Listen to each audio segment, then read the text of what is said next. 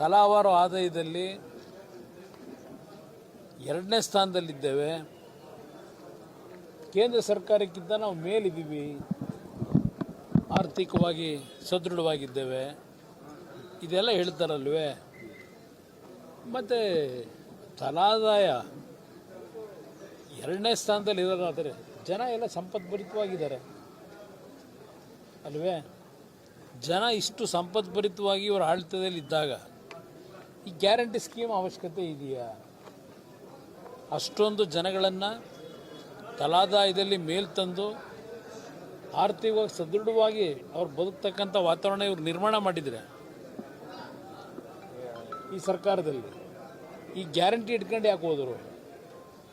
ಅಭಿವೃದ್ಧಿ ಅಂತಕ್ಕಂಥದ್ರ ಬಗ್ಗೆ ಅವ್ರಿಗೆ ಅಭಿವೃದ್ಧಿ ಅನ್ನೋದ್ರ ಬಗ್ಗೆ ಪದ ಮರ್ತೇ ಹೋಗಿದೆ. ಈಗ ರಾಜ್ಯದ ಅಭಿವೃದ್ಧಿ ಅಂದರೆ ಆ ಪದದ ಅರ್ಥವೇ ಇಲ್ಲ ಅವ್ರದ್ದು ಅನ್ನೋದು ನನ್ನ ಅಭಿಪ್ರಾಯ. ಬಿಹಾರದೊಳಗಡೆ ಯಾಕೆ 10,000 ಕೊಟ್ಟರು ಚುನಾವಣೆಗಿಂತ ಮುಂಚೆ?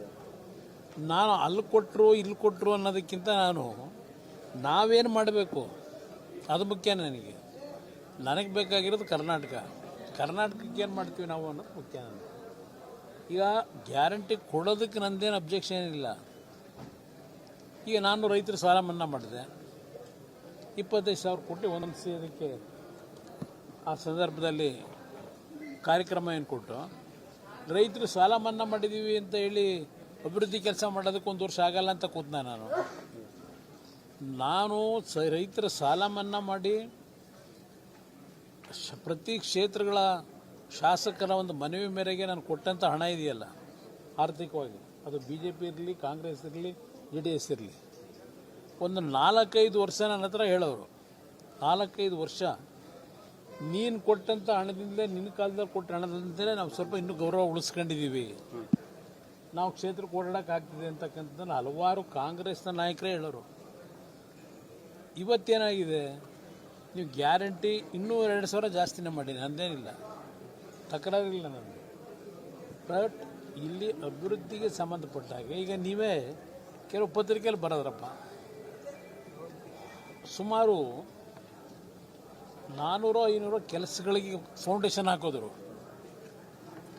ಈಗ ಕಾಲು ಭಾಗ ಕಟ್ಟಿದ್ದಾರೆ, ಅರ್ಧ ಭಾಗ ಕಟ್ಟಿದ್ದಾರೆ, ಅದು 6-7 ವರ್ಷ ಆಗಿದೆ. ಅದನ್ನು ಇನ್ನೂ ಕಂಪ್ಲೀಟ್ ಮಾಡಿಲ್ಲ 6-7 ವರ್ಷದಲ್ಲಿ. ಈಗ ನೀವು ಕಂಪ್ಲೀಟ್ ಮಾಡಿದೆ ಬೇರೆ ಬೇರೆ ಕೆಲಸ ಅಂತ ಹೋದರೆ ರಾಜ್ಯದ ಜನತೆ ದುಡ್ಡು ಎಲ್ಲಿಗೆ ತಗೊಂಡು ಹೋಗ್ತೀರಿ? ಯಾವ ಥರ ಮಾಡ್ತೀರಿ? ಅದ್ರ ಉಪಯೋಗ ಏನು ಮಾಡಿದ್ದೀರಿ?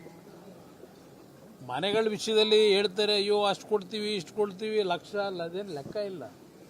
ಎಷ್ಟು ಮನೆ ಕೊಟ್ಟವರು ಈ ಕಳೆದ 3 ವರ್ಷದಲ್ಲಿ ಗೊತ್ತಿಲ್ಲಪ್ಪ ನನಗೆ. ಹುಡುಕ್ಬೇಕು ದುರ್ಬೆ ಹಾಕಿ. ಸಿದ್ದೇಶಣ್ಣ ಬಾರಣ್ಣ, ಇಲ್ಲಿ ಎಲ್ಲಣ್ಣ ಸಿದ್ದೇಶಣ್ಣ ಒಳಗೋಗ್ಬಿಟ್ರು. ಈಗ ದಾವಣಗೆರೆ ಅಭಿವೃದ್ಧಿ ರಸ್ತೆಗಳನ್ನ ನೋಡಿ, ಅದು ನೋಡಿ, ಇದು ನೋಡಿ ಅಂತ ಹೇಳ್ತಿರಲ್ಲ. ದಾವಣಗೆರೆಯ ಅಭಿವೃದ್ಧಿಗೆ ಸ್ಮಾರ್ಟ್ ಸಿಟಿ ಅಂತ ಬಂತಲ್ಲ, ಸ್ಮಾರ್ಟ್ ಸಿಟಿಯಿಂದ ಬಂದ ದುಡ್ಡು ಎಷ್ಟು? 900 ಕೋಟಿ. ಸ್ಮಾರ್ಟ್ ಸಿಟಿಗೆ ಹಲವಾರು ರೈಲ್ವೆಯ ಕಾರ್ಯಕ್ರಮಗಳು ಬಂತಲ್ಲ. ನಾನು ಭಾಷಣ ಮಾಡೋಕೆ ಕೊಡ್ತೀನಲ್ಲ, ಪಟ್ಟಿ ಇದೆ ನನ್ನ ಹತ್ರ. ಇಲ್ಲಿ ನಿಮ್ಮ ಕೆಲವು ಥಿಯೇಟ್ರ್ಗಳ ಮುಂದೆ ಅಂಡರ್ ಪಾಸು ಇವೆಲ್ಲ ಕಟ್ಟವರಲ್ಲಿ, ಪದ್ಮಾಂಜಲಿ ಥಿಯೇಟ್ರು, ಯಾವುದು ಥಿಯೇಟ್ರ್ ಮುಂದೆ, ಅಲ್ಲ ಅಶೋಕ ಥಿಯೇಟ್ರು, ಹೀಗೆ ಎಲ್ಲ ಕಡೆ. ಇದು ಯಾವ ಹಣದಲ್ಲಾಯಿತು? ಕೇಂದ್ರ ಸರ್ಕಾರದ ಕಾರ್ಯಕ್ರಮಗಳು, ನಿಮ್ಮ ಆಸ್ಪತ್ರೆ, ಹಲವಾರು ವಿಷಯದಲ್ಲಿ ಕೇಂದ್ರ ಸರ್ಕಾರ ಕೊಟ್ಟಿರ್ತಕ್ಕಂಥ ಹಣ ಕಳೆದ 7-8 ವರ್ಷದಲ್ಲಿ ಸಿದ್ದೇಶಣ್ಣ ಅವರು ಸಂಸತ್ ಸದಸ್ಯರಾಗಿ ಪಾಪ ಅವ್ರು ಹೇಳ್ಕೊಳ್ಳಿಲ್ಲ, ನಮ್ಮ ಥರ ಪ್ರಚಾರ ಮಾಡ್ಕೊಳ್ಳಿಲ್ಲ, ಏನೇನು ಮಾಡಿದ್ದೀವಿ ಕೇಂದ್ರ ಸರ್ಕಾರದಿಂದ ಹಣ ತಂದು ಅಂತೇಳಿ. ಅದು ಪಾಪ ಆ ಪ್ರಚಾರ ಇಲ್ಲದೆ ಇಲ್ಲಿ ಬೇರೆ ರೀತಿ ಪ್ರಚಾರಗಳು ನಡೆದೋಯ್ತು.